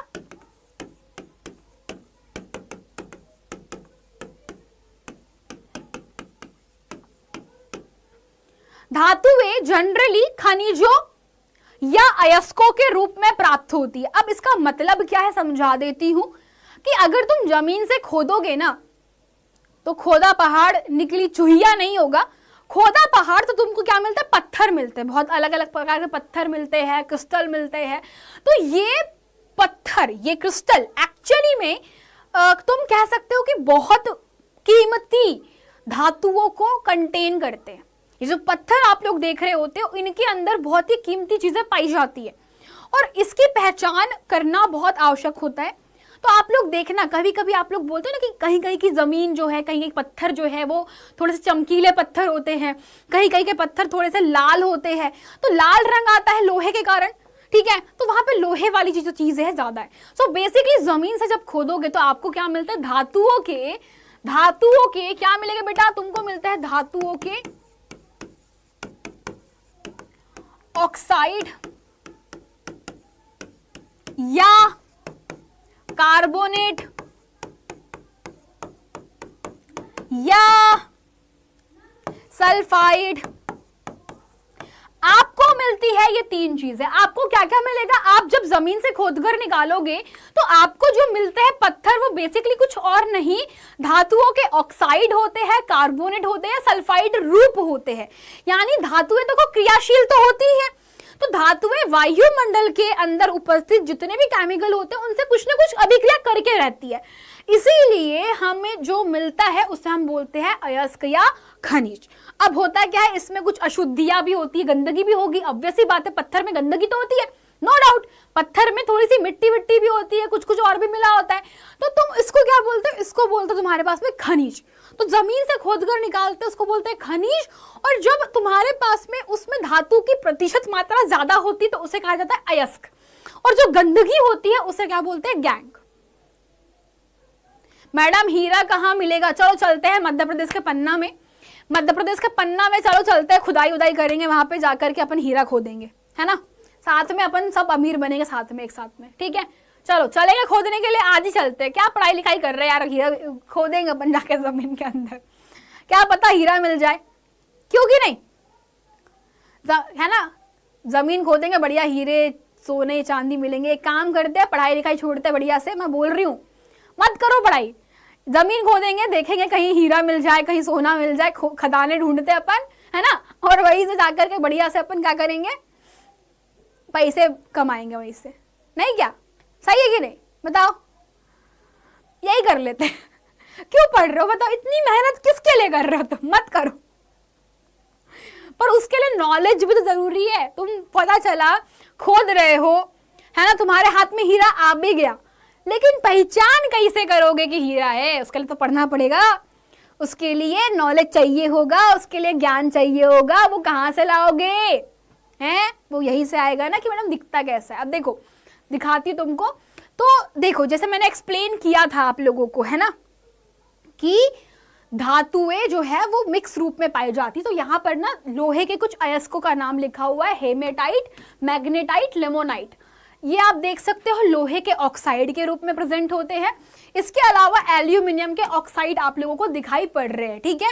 तो ये ना एक्चुअली में इस तरीके से आपको क्या मिलते हैं बेटा, मिल जाते हैं जमीन जब भी आप लोग खोद के निकालोगे, पहाड़ को जब खोद के निकाला जाता है तो आपको इस रूप में क्या होता है, एक्चुअली में अयस्क प्राप्त होता है। और फिर उसका हम लोग क्या करते हैं, समृद्धिकरण करते हैं। समृद्धिकरण क्या होता है, जनरली गंदगी बाहर निकालना, है ना, हम गंदगी बाहर निकालते हैं, फिर बहुत सारी प्रोसेस होती है और फिर हमें क्या मिलती है, धातुओं की प्राप्ति होती है, ठीक है। तो खनिज क्या होते हैं, जो भूपर पट्टी में प्राकृतिक रूप से आपको मिलते हैं, वो हम लोग खनिज बोलते हैं। और कुछ स्थानों पे खनिज में बहुत सारी उपयोगी धातुओं की प्रतिशत मात्रा अधिक होती है, तो उसे हम लोग बोलते हैं अयस्क, ठीक है। फिर गैंग आता है, तो बेटा बहुत सारी मिट्टी, रेत, गंदगी, बहुत सारी चीजें होती है, तो इसे हम लोग बोलते हैं गंदगी को गैंग, गैंग फॉर गंदगी, ठीक है। चलो बहुत बढ़िया, आगे बढ़ते हैं। थोड़ा सा एक्सप्लेन करती हूँ मैं आपको चीजें। तो ये देखो यहाँ पे गोल्ड, ये देखो गोल्ड का ओर है ना, तो ये गोल्ड का पत्थर है भाई, गोल्ड का पत्थर। तुम देखो सोना इसके अंदर तुमको दिखाई पड़ रहा है, सोना पीला पीला सा, है ना, तो ये सोने का ओर है, सोने का अयस्क है। इसी प्रकार से ये लोहे का अयस्क है और ये कॉपर का। देखो कॉपर का जो अयस्क होता है हरा होता है, हरा रंग का, तुम देखो हरा हरा। तो कॉपर के जो अयस्क होते हैं वो कैसे होते हैं, ग्रीन ग्रीन होते हैं, ग्रीन ग्रीन। तुम देखो तो तुमको याद आ रहा है कि जो तुम लोग थोड़ा ध्यान दो, तुमको अगर थोड़ा सा अक्ल दौड़ रहा होगा, तो जो तांबे की जंग होती है उसका रंग और इसका रंग एक जैसा है। क्यों है, क्योंकि बहुत सिंपल सी बात है, तांबा है, तांबे के ऊपर जब अभिक्रिया होती है तो इस तरीके का रंग ही आता है, ठीक है। इसीलिए हमको प्रकृति में इस रूप में मिलता है, ठीक है। चलो तो अब बच्चों आगे बढ़ते हैं। क्वेश्चन जो है, नेक्स्ट क्वेश्चन, नेक्स्ट परिभाषा, धातु निष्कर्षण का मतलब क्या होता है और ये कैसे किया जाता है। तो बेटा क्या होता है, धातु निष्कर्षण का मतलब होता है धातुओं को उनके अयस्कों से प्राप्त करना। आप क्या करते हो, धातुओं से, बेसिकली अयस्कों से धातुओं की प्राप्ति करते हो। तो आपके पास मान लीजिए अयस्क है, ठीक है, तो अयस्क का आप लोग क्या करते हो, सबसे पहले समृद्धिकरण करते हो। समृद्धिकरण मतलब कि सफाई होता है, वहां से आपको जो मिलता है अयस्क वो कैसा होता है, बिल्कुल सही मतलब अच्छा अयस्क होता है। ये बेसिकली यौगिक के रूप में मिल जाता है, आप लोगों को प्रॉपर यौगिक मिल जाता है और फिर इस यौगिक से हम क्या करते हैं, धातु की प्राप्ति करते हैं, ठीक है। अब वो कैसे करते हैं समझाती हूँ आपको वन बाय वन। तो आपके पास में मैंने अयस्कों का समृद्धिकरण समझा दिया है कि बेसिकली आप क्या कर रहे हो, गंदगी को निकालते हो, ठीक है। अब गंदगी को निकालने के बाद क्या, उदाहरण के लिए आपके पास में जिंक धातु थी, तो जिंक धातु का अयस्क था मेरे पास, मान लो। तो जिंक धातु का जो अयस्क है बेटा वो आपको मिल सकता है मोस्ट प्रोबेबली दो भागों में, दो हिस्सों में आपको मिल सकता है जिंक धातु का अयस्क। एक होता है जिंक कार्बोनेट और एक होता है आपके पास में जिंक सल्फाइड। तो इसे हम बोलते हैं सल्फाइड अयस्क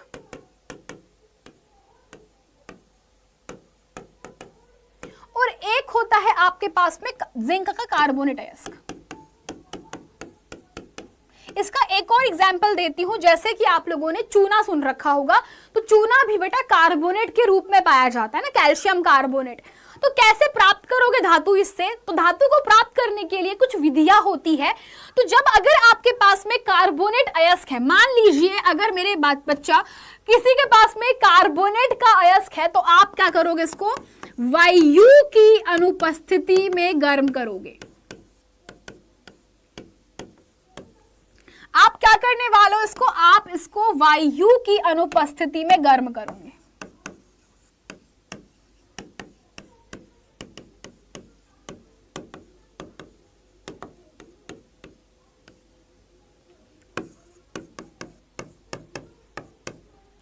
अब क्यों ऐसा करोगे, तो वायु की अनुपस्थिति में जब आप लोग गर्म करते हो तो आपको बेटा यहां से क्या होगा, जो कार्बन डाइऑक्साइड है बाहर निकल जाएगा, तो आपको मिलता है जिंक का ऑक्साइड और CO2 गैस बाहर निकल जाएगी। तो यहां से जो ऑक्साइड प्राप्त होता है बेटा, इस ऑक्साइड को हम क्या करते हैं, फिर अपचयन करेंगे, और जब हम इसका अपचयन करते हैं हमें अपचयन के पश्चात शुद्ध धातु प्राप्त हो जाती है जो 99% शुद्ध होती है। इसी प्रकार से सल्फाइड अयस्क को हम लोग क्या करते हैं, O2 की उपस्थिति में गर्म करते हैं।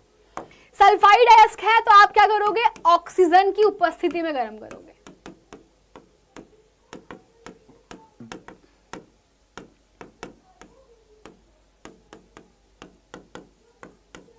और जब ऑक्सीजन की उपस्थिति में गर्म करोगे तो बेटा यहां से क्या होने वाला है, यहां से मान लीजिए जिंक सल्फाइड था तो आपको जिंक ऑक्साइड मिलेगा और सल्फर डाइऑक्साइड गैस बाहर निकल जाएगी।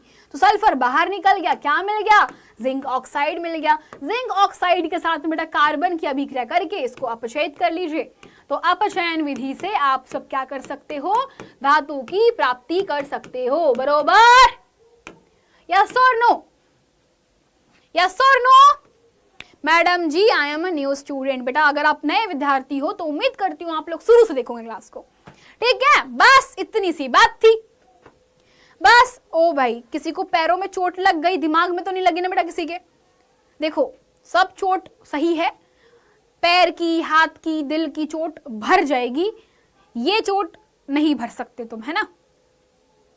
अपचयन उपचयन क्या होता है, अपचयन मतलब कि आपके पास में आप ऑक्सीजन को बाहर निकाल रहे हो, हम क्या करेंगे, जिंक का ऑक्साइड है यहां से ऑक्सीजन को बाहर निकालेंगे, उपचयन में ऑक्सीजन को जोड़ते हैं, है ना, गुड। तो अब बच्चों एक शब्द आता है, एक और परिभाषा आती है, निस्तापन और भर्जन क्या है। तो उदाहरण समझते हैं। निस्तापन, निस्तापन मतलब कि जो भी हमारे पास में अयस्क था उसको वायु की अनुपस्थिति में या अनुपस्थिति में गर्म करना, इसे निस्तापन कहा जाता है, जो कि कार्बोनेट अयस्क को करते हैं। तो जनरली जो भी कार्बोनेट अयस्क होते हैं तो कार्बोनेट अयस्कों को वायु की अनुपस्थिति, निहितापन, इसका मतलब क्या होता है, निहितापन। निह मतलब कि नहीं, किसका नहीं, ऑक्सीजन नहीं है। तो ऑक्सीजन नहीं है, कौन नहीं है, O2 नहीं है, और हम क्या कर रहे हैं, तापन कर रहे हैं, हम गर्म कर रहे हैं, तो इसे बोलते हैं बेटा निस्तापन। तो कार्बोनेट अयस्कों का निस्तापन करते हैं और यहां से हमें क्या मिलता है, हमें मिलता है ऑक्साइड, ठीक है। चलो बहुत बढ़िया। अब अगला है टॉपिक, अगला जो परिभाषा पूछता है वो परिभाषा है भर्जन क्या होता है। तो भर्जन मतलब भूंजना। तो जैसे मैंने तुमको अभी समझाया था कि सल्फाइड का जो अयस्क होता है, अभी समझाया था ना मैंने पिछला, कि सल्फाइड का अयस्क तुम क्या करते हो, O2 की उपस्थिति में गर्म कर रहे हो, तुम भूंज रहे हो उसको, तो इसे बोलते बेटा सल्फाइड अयस्कों का भर्जन होता है। तुम क्या कर रहे हो, भर्जन बोलते हो। इसको क्या बोलते हैं, इस विधि को बोलते हैं निस्तापन, इसे कहा जाता है निस्तापन, उसे क्या बोलते हैं, भर्जन। क्लियर सबको? तो ये छोटी छोटी डेफिनेशन देखो एग्जाम में पूछ लेते हैं और बच्चे घूम जाते हैं, मैडम क्या है ये, मैडम समझा दो, मैडम भूल गए, मैडम मैडम मैडम मैडम। तो मैडम ने तुम्हारे प्रॉब्लम्स को सुवाहा कर दिया, सही है। O2 की उपस्थिति, O2 की अनुपस्थिति, O2 की उपस्थिति में सल्फाइड को गर्म करते हैं, O2 की अनुपस्थिति में कार्बोनेट को गर्म करते हैं, और अंत में दोनों का अपचयन होता है। अपचयन विधि में क्या होता है, अपचयन विधि में हम लोग जो प्राप्त धातु के ऑक्साइड होते हैं, हमें क्या मिलता है बेटा, अंत में दोनों ही अभिक्रियाओं से धातु के ऑक्साइड मिलते हैं। तो उन ऑक्साइड को अपचायक पदार्थों के साथ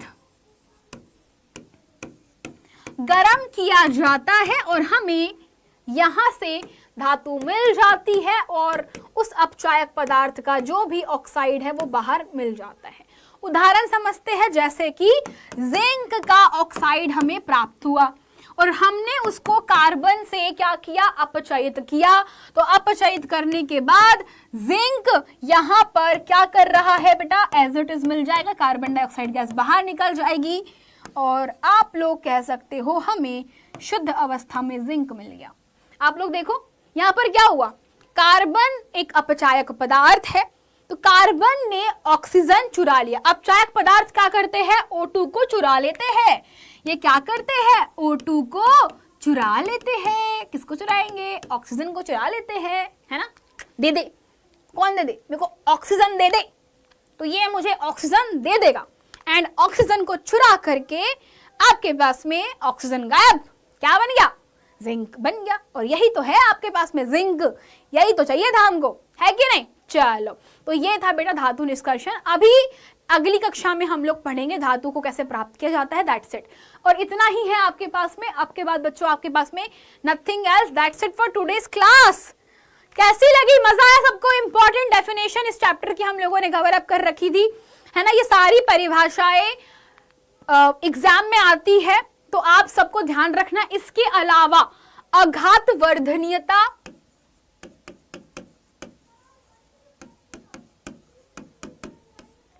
तन्यता, ध्वानिकता भी पूछ लेते हैं, है ना। तो ये 3 गुण भी आपको आना चाहिए। अघात वर्धनीयता चादर में बदलना, तन्यता तार में खींचना, ध्वानिकता टन टन टन टन टन ट्रिक याद रखने के ना। बाकी तो तुम समझदार हो, खुद से तो तुम 4 लाइन एक्स्ट्रा जोड़ के लिख ही सकते हो, है कि नहीं। ठीक है, बढ़िया। और कुछ इसमें से आता है क्या, संचारण आएगा, संचारण को स्पेशल पढ़ाओगी, वो इंपॉर्टेंट टॉपिक है। बस खत्म, चैप्टर ही खत्म, कुछ नहीं है इसमें। एक क्लास और लगेगी इस चैप्टर की, बस खत्म फिर। ठीक है, चलो तो आज की क्लास, हाँ धातु अधातु के रासायनिक उपयोग पढ़ाऊंगी, बाद में पढ़ा दूंगी कभी उसको, ठीक है। चलो, हाँ 9th में है ना तुम लोग, लेकिन याद कहाँ रखते, तुमको पता ही नहीं रहता है।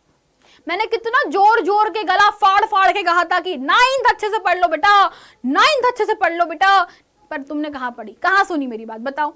तो बच्चों आज की क्लास में भाई सूर्यांश इतना प्यार, मतलब आहा हाय भगवान, किंग ऑफ यूपी, भाई सब यूपी का किंग है मेरे पास में यहाँ पे। भाई राजा जी थोड़ा सा कृपा दर्शन कर दीजिए, इस क्या बोलते सेवक को थोड़ा सा आशीर्वाद दे दीजिए, हैं। चलो भाई, मैडम जी मेरा तो हाल बढ़िया है भाई, तुम लोग बताओ। और अर्थ टू हेवन, ओ भाई साहब तुम लोग नाम कहाँ से रखते हो यार ये सब। परमेश ग्रेमर, सो बोरिंग, क्या बोरिंग बेटा, तुम अपने आप को इतना बोर कैसे कर सकते हो यार। मैम तीनों डेफिनेशन भी लिखवा देना, बिल्कुल बिल्कुल बिल्कुल डेफिनेशन में लिखवा दूंगी सारी। ठीक है मैडम, कहाँ PDF कहाँ मिलेगा, टेलीग्राम चैनल के ऊपर, और तुमको लिंक मिल जाएगा डिस्क्रिप्शन बॉक्स में। मैम ये तीनों डेफिनेशन, अरे बढ़िया बढ़िया, thank you so much madam. मैंने चैप्टर 9th में भी पढ़ा था। अरे तुम लोग मेरे विद्यार्थी हो, तो मैं तुमको जानती हूँ, जिन लोगों ने नहीं पढ़ रखा उनको बहुत दिक्कत होती है। ठीक है मैडम, आप मेरा नाम क्यों नहीं लेती हो। अरे भाई राम, इतना परेशान मत हो यार, देखो सिंपल सी बात है, जब नाम लेने का मौका मिलता है तब लेती हूँ।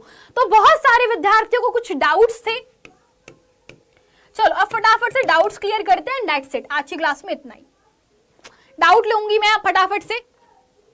टॉपर बैच का स्टूडेंट हूँ, क्या बात है, आ जाओ बेटा।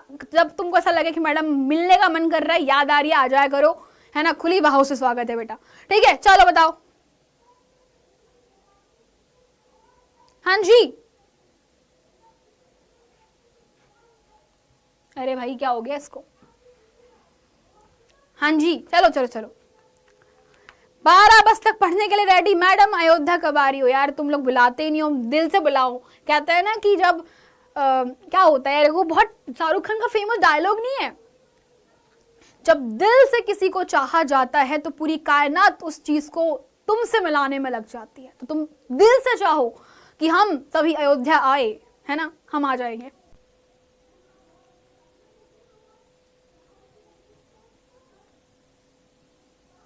अरे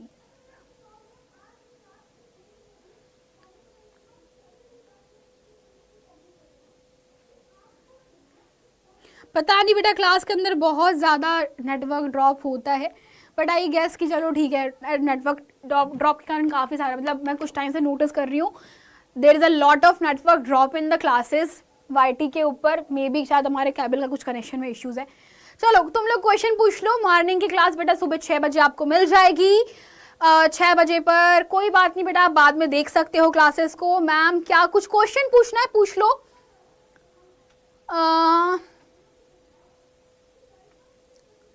बेटा नोट्स कैसे बनाएं? नोट्स बनाने का तरीका बहुत सिंपल सा है। देखो मैं सबसे बेस्ट चीज समझाती हूँ। तुम लोग देखते होगा कि most of the teachers, for example मैं भी आपको कभी कभी कुछ इस विधि से पढ़ाती हूँ। फॉर एग्जाम्पल मान लो कि मुझे समझाना तुमको कि एस्क क्या है, मुझे समझाना तुमको कि कोई डेफिनेशन क्या है, तो मैं ना ऐसे तुमको चार्ट बना के पढ़ाती हूँ।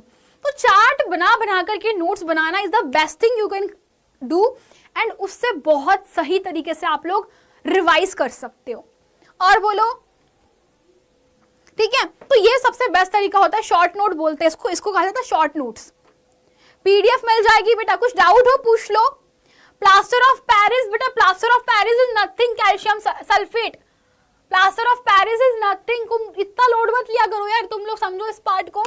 तुम्हारे पास में CaSO4 है ना, अगर तुम इसमें आधा जल का अणु डाल दोगे, है ना, हाफ वाटर का मॉलिक्यूल, आधा जल का अणु, तो ये कौन है भाई? POP। अगर तुम इसी सेम केमिकल फॉर्मूले में 2 जल के अणु डाल दोगे, कौन बन जाएगा? जिप्सम। यानी कि ये है तुम्हारा जिप्सम, जिसको तुम गर्म करके POP। सिंपल लॉजिक है, तुमको रिलेशन समझना पड़ेगा। कैल्शियम सल्फेट हेमी आधा, यहां पे कितने हैं? 2 जल के अणु, बस। ओके। रिवीजन क्लासेस कब से चालू हो जाएगा? पहले सिलेबस कंप्लीट करेंगे, रिवीजन अपने आप करवा देंगे, ठीक है। और मॉर्निंग में बेटा रिवीजन क्लासेस चल ही रही है, तो आप लोग देख सकते हो। इलेक्ट्रॉनिक विन्यास निकालने के लिए आपको परमाणु संख्या, देखो मैंने कहा था ना कि मैं सब करवाऊंगी तुमको, तो तुम लोग एक काम करो, तुम्हारे पास में यहां पर एक बहुत ही सही चीज समझाती हूँ। चलो देखो, आप सबके पास में आप लोग क्या करना, देखो यहां पर जो बेटा लिखा हुआ है ना इलेक्ट्रॉनों का वितरण, तो ये आपके पास में इलेक्ट्रॉनिक विन्यास है। दिस इज इलेक्ट्रॉनिक विन्यास के LMN कक्षा में भरने वाले इलेक्ट्रॉन, और यहाँ पे आपको इनके परमाणु संख्या दे रखी है। तो आपका एक होमवर्क है, सभी बच्चे होमवर्क करिएगा, आप सभी बच्चे होमवर्क करिएगा। और होमवर्क बहुत सिंपल सा है बेटा, परमाणु की संख्या तुम्हारे पास में है, तुम खुद से इलेक्ट्रॉनिक विन्यास बनाओ और चेक करो कि सही बनाए कि नहीं, ठीक है। कर लेना, ऑटोमेटिकली दिख जाएगा तुमको, ठीक है। That's it. चलो, तो आई गेस इतना ही क्वेश्चन था आप लोगों का। बढ़िया, फिर और क्या, बढ़िया सभी। ये तो बेसिक बेटा, केमिस्ट्री पढ़ना है तो आपको कम से कम 1 से लेकर के 30 तक परमाणु के क्रमांक, उनकी संयोजकता याद ही होना चाहिए। ये बेटा केमिस्ट्री का रूल है, उसमें आप डिनाई नहीं कर सकते, ठीक है। ओके, तो दैट्स इट फॉर टुडे। तब तक के लिए bye bye, tata, take care guys, love you all.